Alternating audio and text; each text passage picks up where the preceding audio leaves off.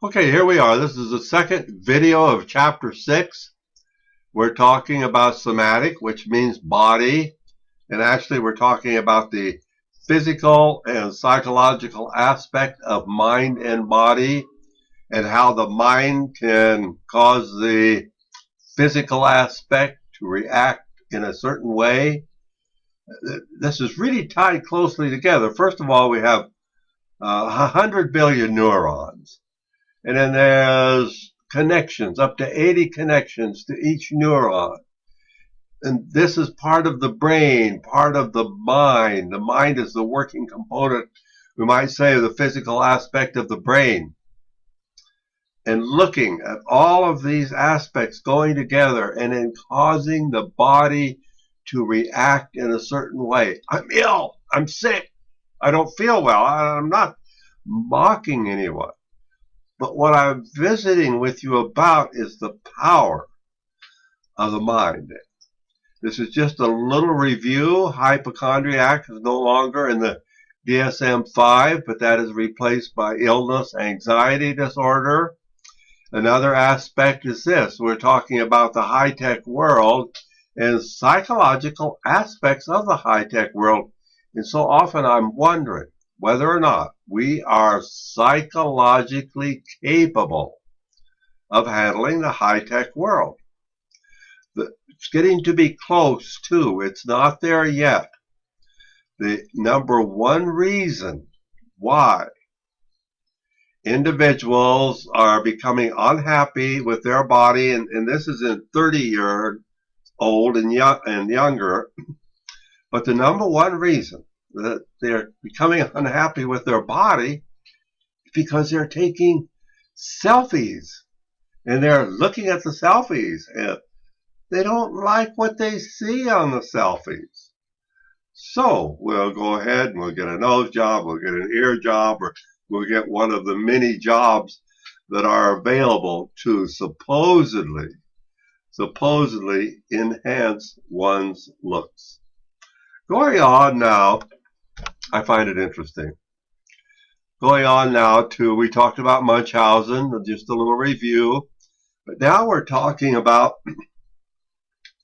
dissociative disorders. Now there's two terms here that we're going to be looking at, dissociative and disassociate. Okay, disassociative is removing oneself from self, kind of having a space in here. There may have been times, I don't know whether this has ever happened to you, but there may have been times when possibly you were looking at your hand, either hand or your foot, and wondering, hey, is that really part of me? I recall one time, well, not just one time, but I recall when I was 33 years old, I had a stroke, and it wasn't that serious of a stroke, but nonetheless, it was a stroke, and I was in town. I went to town after it, so it really didn't hamper me that much. Went to town after I supposedly had the stroke, and I was writing out a check. And I was writing out that check. I looked at my hand, and I really questioned whether or not that hand belonged to me. It just didn't seem as though it was connected to your body. Try it. Look at your hands. Are they really connected to your body?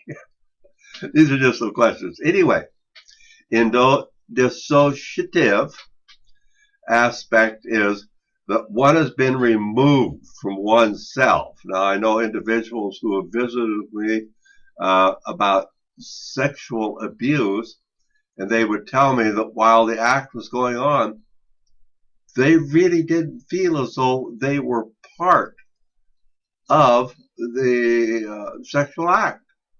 They felt as though they were up above someplace, looking down. And this has happened quite a few times. And as far as being related to me, I've heard this quite often. And we're going to talk about DID, dissociative identity disorder.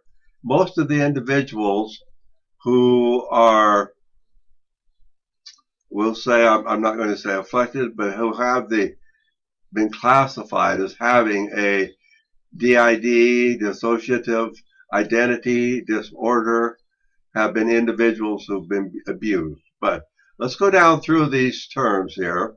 Dissociative, remember, is being removed from self.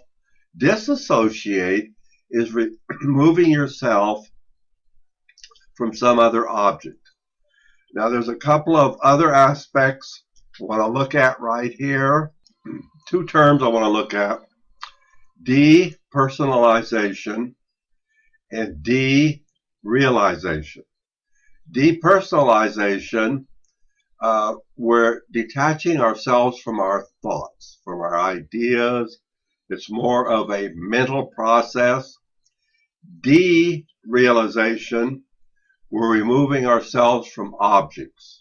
We might be removing ourselves from other people. We might be removing ourselves from a household, but we are removing ourselves from an object. So depersonalization is a detachment of thoughts, removing ourselves from a certain thought process. Do I really think that way? Do I really feel that way? And then, like I say, removing ourselves from that thought process. Derealization is removing ourselves from objects. Okay, now there's a couple of terms here, and then we're going to get into DID, and I'm going to visit with you about that just a little bit. Dissociative amnesia. These are individuals that cannot remember who they are. They cannot remember their names. They have amnesia, which is memory loss, but they've kind of removed themselves from that. Taking that a step further, which is called the traveling disease or the traveling disorder, is dissociative fugue. These individuals will travel a distance. How far a distance? 100, 200, 400, 500 miles. But they do not recall who they are. They do not recall anything about their past. They have completely disassociated themselves from any prior experience. So going through these two, realizing the dissociative is removing one from one's self. Now, dissociation identity disorder, DID, this is the same as multiple personalities. Going through this here, there's probably a little controversy on this, whether or not DID really exists. And it's kind of interesting with DID because we have a host and then we have an alter. Now the host or the core is the individual. You are the host and the core. You are the host, I'm the host and the core. Then if we had a personality disorder, we had multiple personalities, it seems as though that these personalities are constructed by the core, by the host, in such a way as they will defend the core or help the core further live the core's life. An example that I have is the individual with 16 personality disorders. Now, this was a girl in her teens, late teens, and she had 16 other personalities. And just real quickly running through these, one of them was an infant. There was a man there, older woman, a younger woman. But what is interesting about this is there was an 11-year-old boy.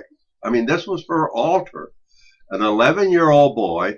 This 11-year-old boy drew a picture of all of the alters, where the actual core, the actual teenage core, the host, didn't know how to draw. Yet she had an alter, an 11-year-old boy that was able to draw a picture of all of the other alters. It's kind of interesting. I think there's still be some studies on this, but we have some. One may be an alcoholic, an alter may be an alcoholic. Another alter may not stand the drink. The core may take an occasional drink. Allergies may vary. Eye testing between the altar and the core there may be difference in that area. I think I mentioned allergies. One individual explained that there was even a difference in urine tests. Now, I don't know for sure. I think it takes further explanation about this, and you will probably have to make up your mind from that point. It is interesting. What makes it interesting is how powerful the mind is and how the mind works. And so I encourage us to be looking at the two. This is the way the mind works, yet this is the way the mind can affect the body. And it really becomes an interesting study. So until chapter 7, you folks have a good day. Midterm is right around the corner. Enjoy yourself.